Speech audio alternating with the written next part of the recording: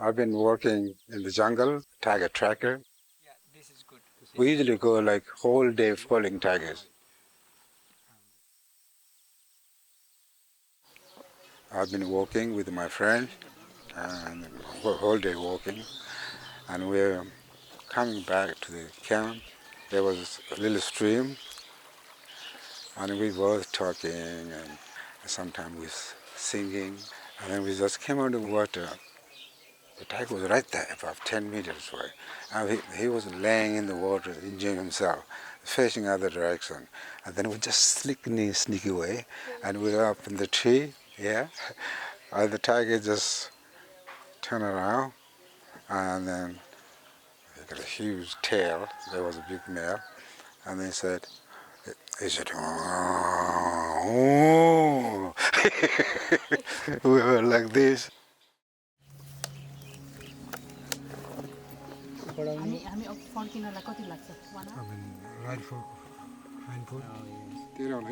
Yes, 30.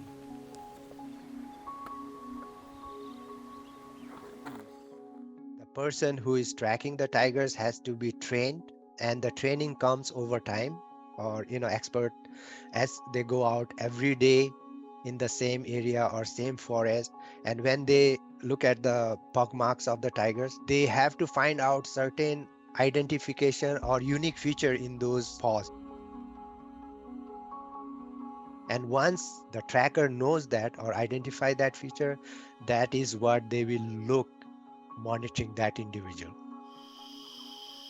There's a big gap here, there's a small gap here.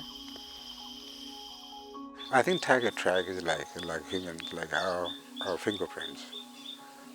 Every different tiger is a different mark.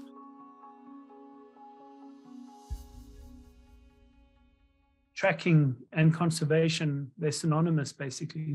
They are incredibly well interconnected, and one can be used, tracking can be used as a very, very effective tool in conservation.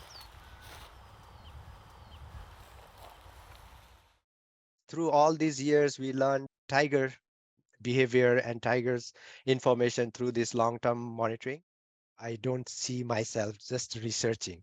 I see more like a conservation aspect, of it. Anybody who's out there and who's practicing tracking becomes more observant and more curious and more passionate about everything that's out there, and realizes the interconnectedness of everything out there. Data can be disassociated with emotion, but when you are in an environment and you are actively paying attention and looking and listening and questioning and getting answers, and you're actually immersed in that environment and you're doing it, you become a part of it, and that becomes visceral. And so that creates a connection to the landscape that people then are willing to protect, to conserve.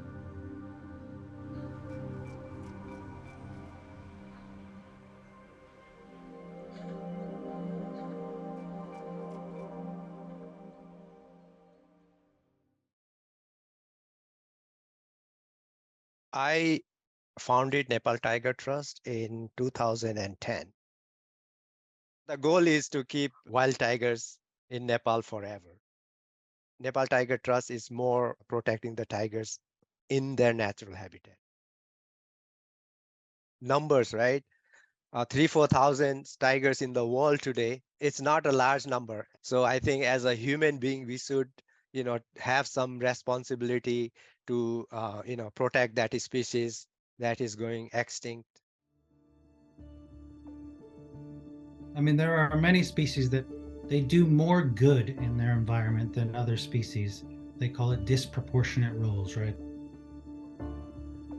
These large carnivores influence everything from soil chemistry to plant chemistry to the distribution of other flora and fauna on the landscape, to how they move energy in systems and how they bridge different systems.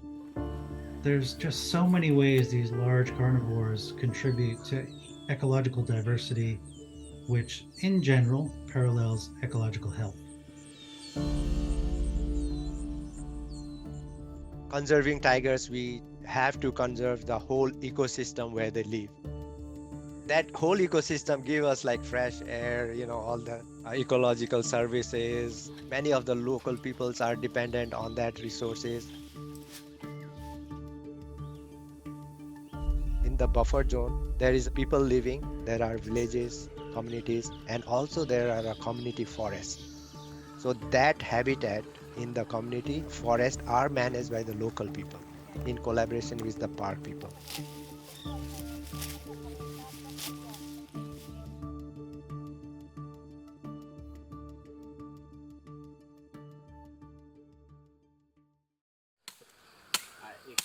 So now we have these digital cameras.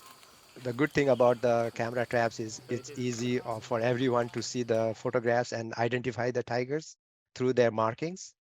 Whereas pug marks, it could only be done by the specialist. The tiger's territory is very large, and tiger move around its territory patrolling all the way. So it's around 4 to 6 days time. It comes back in the same route of its territory. So that's the time when we capture it. They all have a different face mark and different pattern. Initially, like when I was working in the 80s, we were focused more on inside the park, concerned more about the tigers only. At that time, the people living in the periphery came up with the issue.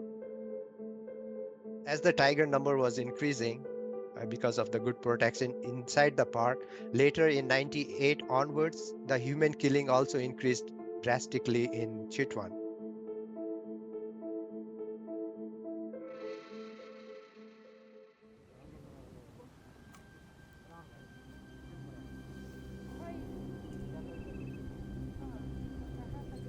अब त्यो बाघ आएर झम्म हिँड्ने बित्तिकै अनि जोरसँग कराएर लट्ठीले हानेपछि त्यो भाग्यो आएन फेरि फर्केर आउला भन्ने मलाई थाहा भएन अनि त त्यो ढलेको बाघले ढलाको बुढालाई उठाएर अङ्गालो मारेर अनि हिँडालेर बोक्न सकिन अनि नसकेपछि कराउँदै कराउँदै चिच्याउँदै रुँदै मान्छे बोलाउँदै अनि बुढालाई अङ्गालो मारेर छेउसम्म लगेपछि बल्ल अरू दौडेर आए अनि आएपछि अनि बल्ल पानी तारेर बोकेर ल्याएर एम्बुलेन्स बोलाएर अनि हस्पिटल ल्याएर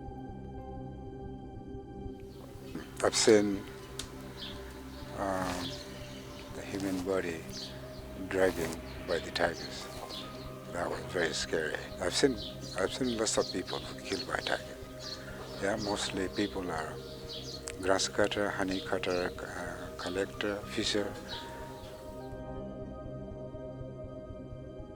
50% of the people who were killed were the people collecting or cutting the fodder, grass cutting in the park.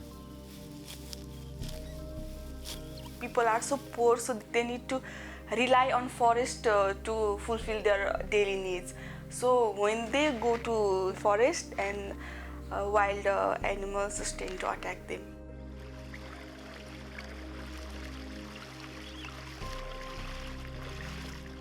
The habitats around those reserves, which used to be wide open, they used to be sort of like a natural buffer zone.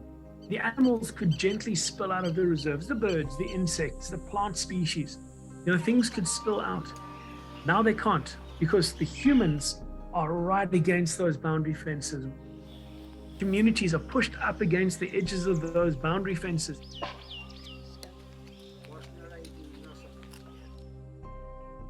यहाँ बसेको भयो 30 वर्ष भइसक्यो अब घर बनाउन सकिँदैन थिए गाह्रो लगाउनलाई हैन अब बुढाबुढी मात्रै छु अब कोही छैन बाघ आउन त अब डर चाहिँ किन नलाग्ने अब कहाँ जाने अब जग्गा यही हो के अरे अब कहाँ जाने मलाई अब कस्तो भन्ने अब नि अब घर छोडेर जाम भने कहाँ जाने है रातिमा पनि त डरै छ तर घर कच्ची छ हैन अब बल्ल बल्ल यो खर्न पाएर बल्ल बल्ल यो यताउति गर्ने चार जोड्यो अब भित्ता भित्ता लाउन सके छैन त्यही पनि काठैको भित्ता हो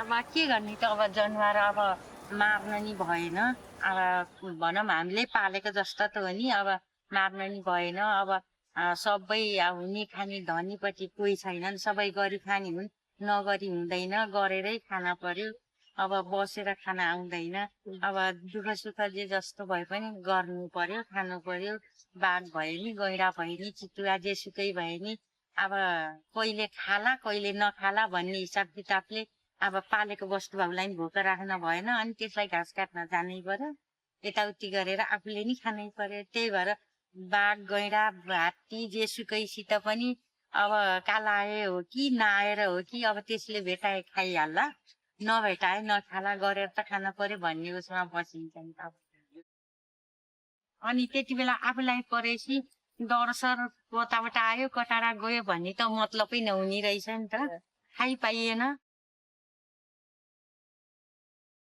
I try to find out what are the factors that the tigers human conflict are increasing. So basically most of the tigers problem tigers are the injured or old tigers that lost their territory and they go outside in the periphery of the park and where they encounter with people. Those were the main reason. Sometimes it's a sudden encounter with the tiger. So tiger killed people or attacked people, not intentionally to kill and eat, but just they get frightened, it's a sudden encounter. So those kind of tigers. But there are like a very small percentage of tigers, maybe 0.5%, who maybe they are healthy and they have in good shape. They like for some reason kill people and eat them. So I could not find out what was the reason for those kind of tigers are behaving that way. It's not only the tiger impacting the people. Now people also is impacting tigers. For example, they are encroaching the tiger habitat and trying to kill the tiger. That also is a conflict scenario. So it's kind of both sides that impacting one another. Some people made peace with the fact that it's not national park's fault, but there are many types of people and they have different perceptions. If we just prevent human casualty, then house can be rebuilt, the field can be regrown. Humans, they do not return when they are dead. This situation is so kind of serious and very challenging. So the one solution may not be like, a good fit. But right now we are testing the Trail Guard AI cameras and it sends the instant notification to the email or phone. And we are hoping that technology to be used in human-tiger conflict situation or even the arresting poachers, because that camera can detect human as well.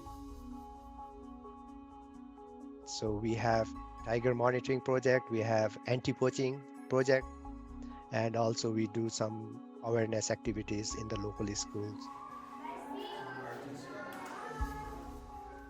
For the school program, I visit myself to the school, talk with the administrations, and then ask principal to allow children to join my one-day sessions, and then tell them in the various topic like environment conservations, wildlife conservations. I want to do as much as awareness programs and education programs. Example like about the climate change. What's happened, why happening, and what could be the consequences. If we can explain very easily and nicely, they learn so quickly.